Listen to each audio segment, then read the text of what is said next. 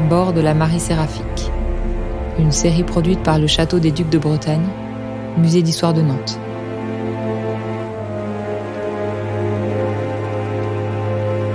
Épisode 6, René l'Ermite, le lieutenant.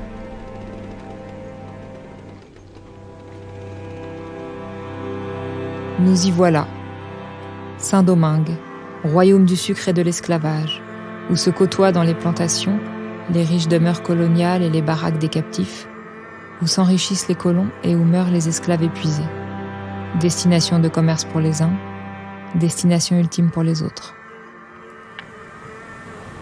Saint-Domingue, fin novembre 1774.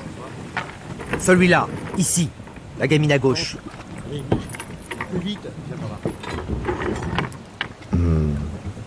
Que faire de ce négrillon? Le voyage l'a rendu chétif, mais je me souviens qu'au moment de l'achat, il était fort robuste. Je déteste voir la marchandise perdre de la valeur. Évidemment, hors de question que je le laisse avec sa mère. Un tel lot ne vaudrait pas grand-chose. À moins que je n'y inclue une pièce d'Inde. Oui, c'est peut-être ça la solution. Les vendre avec un bon gaillard bien solide. Dans ce cas, il me reste sur les bras ce jeune nègre qui a été fort endommagé par la traversée et qui à lui seul ne vaut rien. Non. Mieux vaut vendre le mal en point avec la pièce d'Inde. Et dans ce cas, j'ajoute la mère du négrillon qui pourra toujours servir comme esclave domestique si l'acheteur ne la trouve pas suffisamment robuste pour le travail des champs. Quant au négrillon, eh bien je l'ajoute à cet autre lot, composé de 2 hommes robustes et d'une jeune négresse. Ainsi les 2 lots se vendront à bon prix. Placez-moi ce négrillon dans le lot tout à gauche. Et mettez à sa place ce maigrelet juste là. Allez, avance. Mets-toi par là. Voilà, celui-là. Parfait.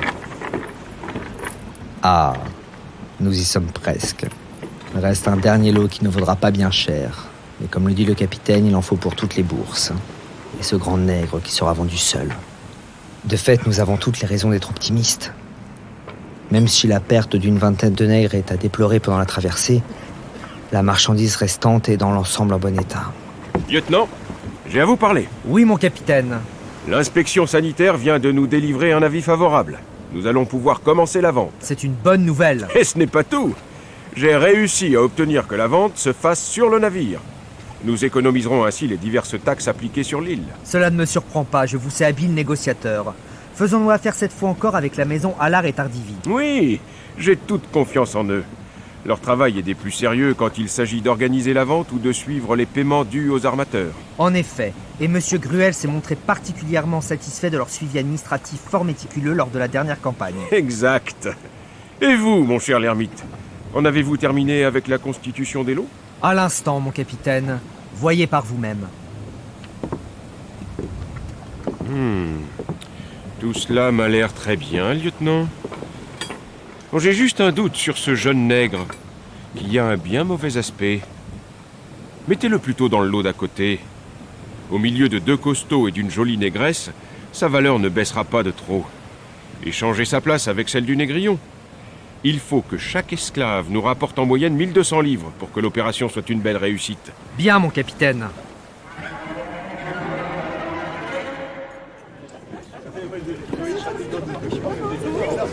Eh bien, mon cher l'ermite, regardez-moi cette foule. Je savais que la vente avait été annoncée dans un journal local, mais je n'imaginais pas un tel succès. Ces premières heures de vente dépassent nos espérances. À ce rythme-là, toute la cargaison devrait être écoulée rapidement et à bon prix. Voyez les chaloupes qui continuent d'arriver. Il faut dire que la marchandise de Luango est de qualité. Certes, et avec le commerce du sucre qui va bon train, les planteurs ont besoin de toujours plus de main-d'œuvre pour travailler dans les champs de canne. Ainsi que pour remplacer les nombreux nègres qui meurent d'une mauvaise acclimatation dans les colonies la première année. Et bien évidemment, avec tout le sucre tiré de la vente, il nous faudra plusieurs navires pour ramener la nouvelle cargaison à Nantes. Il nous faudra voir cela au plus vite avec Allard et Tardivi. D'ailleurs, ça me fait penser que nous allons bientôt être à court de billets de vente. Pourriez-vous aller en chercher davantage dans ma cabine, l'ermite? Bien sûr, capitaine, j'y vais de ce pas.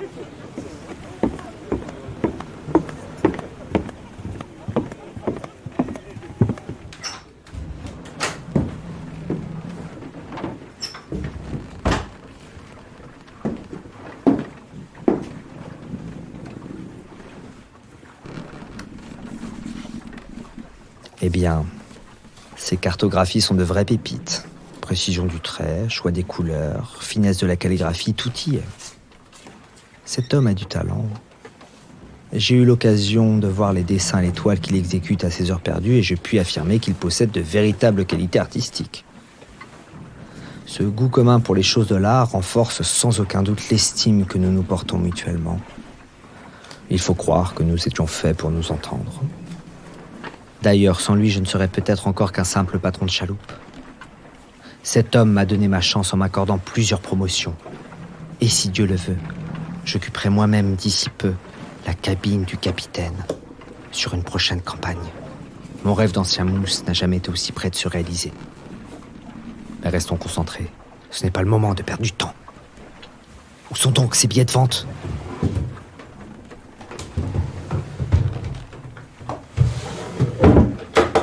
Ah, les voilà.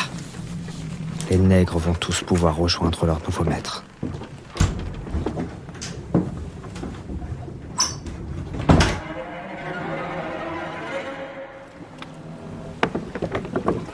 Attention aux lames sur les planches en démontant la palissade! Allez, plus vite. Le sucre doit être entièrement chargé d'ici la fin de la journée. Toi, là, va prévenir le lieutenant l'ermite que j'aurai quelques minutes de retard. À vos ordres, mon capitaine.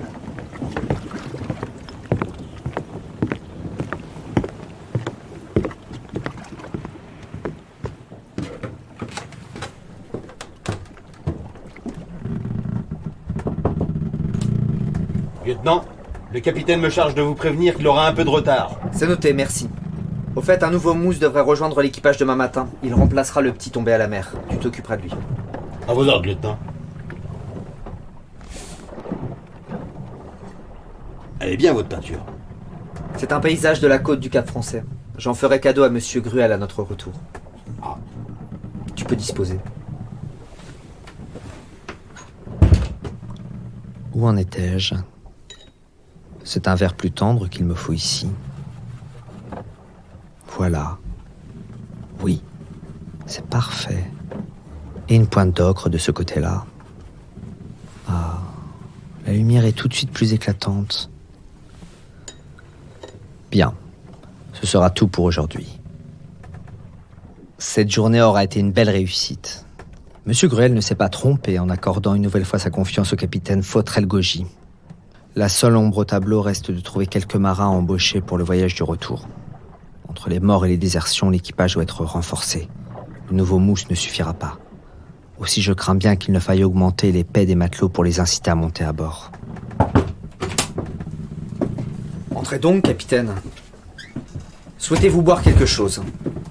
Eh bien, que pensez-vous d'ouvrir une bonne bouteille de rhum ? Excellente idée.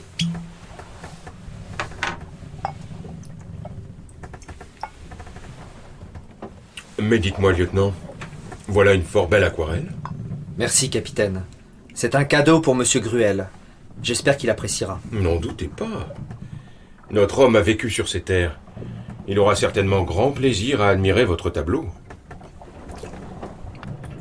Les comptes sont loin d'être arrêtés, mais les bénéfices qu'il va pouvoir tirer des ventes de sucre et de café devraient lui assurer de quoi s'offrir la plantation à Saint-Domingue dont il rêvait. Alors trinquons à cette belle campagne. Bravo à vous, capitaine. Et bravo à vous, lieutenant. Vous avez géré d'une main de maître l'équipage. Je ne doute pas de vous appeler capitaine d'ici quelque temps.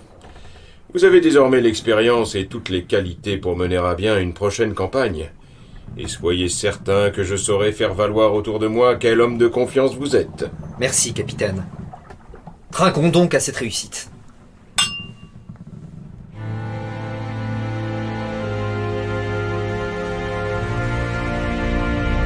À bord de la Marie Séraphique, un podcast produit par le Château des Ducs de Bretagne, Musée d'Histoire de Nantes.